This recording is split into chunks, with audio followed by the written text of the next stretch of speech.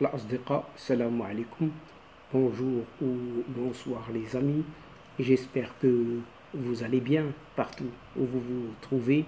En tout cas, c'est ce que je vous souhaite pour le meilleur des cas, bien sûr. Bienvenue sur votre chaîne Bled Maralibia. Nous attendons toujours vos encouragements et nous vous remercions pour vos conseils et surtout pour vos commentaires. Mais abonnez-vous pour rester très informé et ce rapidement comme il se doit. Pour ma part, je suis content, ravi de vous retrouver une nouvelle fois. Mesdames et messieurs, chers amis, cette séquence vidéo revient sur une certaine dissolution d'un certain RAJ. RAJ, c'est ce fameux rassemblement Action Jeunesse, un groupe pro-démocratie, vieux d'une trentaine d'années. Et il a été dissous. Vous savez où? Eh bien, en cette Algérie, qui, décidément, cette Algérie perd tous ses repères.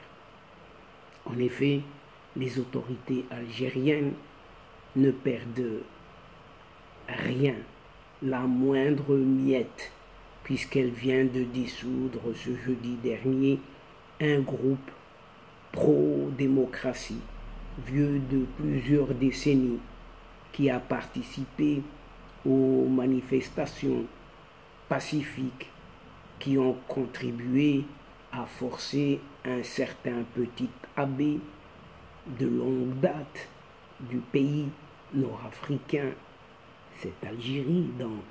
Ce petit abbé, rappelons-nous-en, a quitté ses fonctions en un certain mois d'avril 2019 et depuis, il a disparu, il est parti, il nous a quittés. Revenons-en à ce groupe d'action de la jeunesse, connu sous son acronyme français RAJ, Rassemblement, Action, Jeunesse. Et un autre qui a été dissous, oui, c'est ce parti de gauche, Mouvement pour la démocratie et le socialisme, qui a également été suspendu, rayé de la carte par un certain même décret, semble être les dernières cibles de la répression des voix dissidentes en cette Algérie. Le Conseil d'État algérien, c'est comme ça qu'on l'appelle dans cette Algérie, a déclaré que le RAJ, Rassemblement, Action, Jeunesse, a été dissous conformément à une décision du tribunal administratif d'octobre 2021 en faveur d'une action en justice du ministère de l'Intérieur. Le ministère avait allégué que le groupe, entre guillemets, rassemble des forces pour déstabiliser le pays. Rien que ça, pas moins que ça. Et même d'autres activités qui violent une loi tant controversée de 2012 sur les groupes non gouvernementaux. Les dirigeants de RAJ, Rassemblement, Action, Jeunesse, ont nié à plusieurs reprises les allégations du gouvernement et ont déclaré que les autorités sous le successeur de ce petit abbé, le pseudo-président, un athée, sans foi ni loi, sans morale ni vertu, bien sûr, sont revenus sur leur promesse de réformer la structure du pouvoir, qui, sous cet abbé, était marquée uniquement par la corruption, tout le monde le savait, et une certaine ombre omniprésente de la répression. Les organisations internationales de défense des droits de l'homme ont exhorté pourtant cet athée, sans foi ni loi, à supprimer cette loi de 2012, adopté par le régime d'un certain petit abbé qui régit les activités de ces ONG, organisations non gouvernementales, et qui couvre également les associations professionnelles.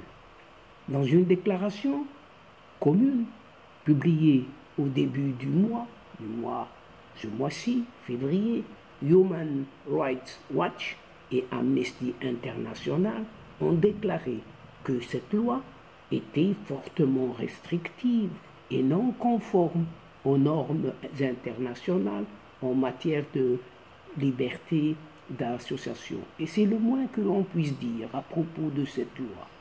Les deux organismes de surveillance, Human Rights Watch et Amnesty International, ont également appelé les autorités algériennes à revenir sur la décision de dissoudre la LADDH, Ligue algérienne pour la défense des droits de l'homme, et à mettre fin à la répression générale des organisations indépendantes de la société civile.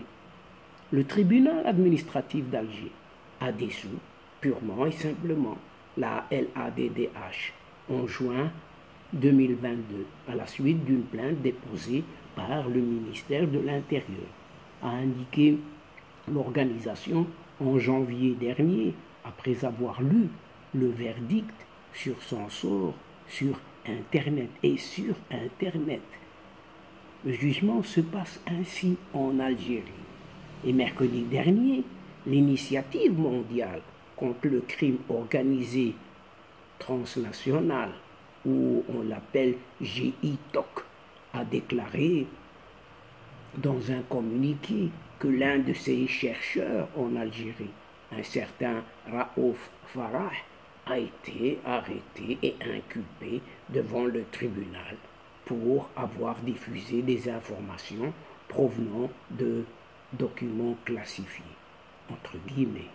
L'organisation a déclaré que Raouf Farah et son père, âgé de 67 ans, qui a également été arrêté, ont été mis en accusation avec 7 autres personnes dans la ville de Constantine, dans le nord-est du pays, lors d'une audience qui s'est tenue dans la nuit.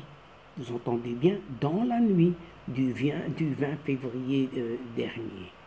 Raouf Farah a également été accusé de recevoir des fonds dans le but de commettre des actes visant à troubler l'ordre public. C'est ce qu'a déclaré l'organisation qui a qualifié ces accusations de totalement infondées. Et elle y ajoute, il n'y a rien de confidentiel ou de préjudiciable à l'État algérien dans les recherches largement publiées par Raouf Farah. C'est ce qu'a déclaré l'organisation qui a exhorté les autorités algériennes à le libérer, à libérer donc Raouf Farah. Et donc, chers amis, mesdames et messieurs de la chaîne, c'est ici, c'est sur ces répressions arbitraires et complètement gratuites qui continuent et qui persistent dans cette vieille, à partir de cette vieille junte militaire algérienne au pouvoir. Finalement, on ne sait jusqu'où cela peut s'arrêter.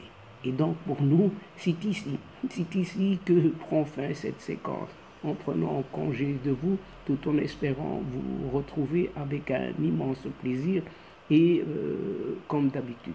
Merci pour votre fidélité, mais n'oubliez pas de nous aider mutuellement et surtout de nous soutenir en vous y abonnant en grande masse et de faire abonner vos proches, vos connaissances, là où vous êtes tout simplement, oui, de demander à ceux que vous connaissez de s'abonner à la chaîne. Et la chaîne a besoin de vous et a besoin de votre aide.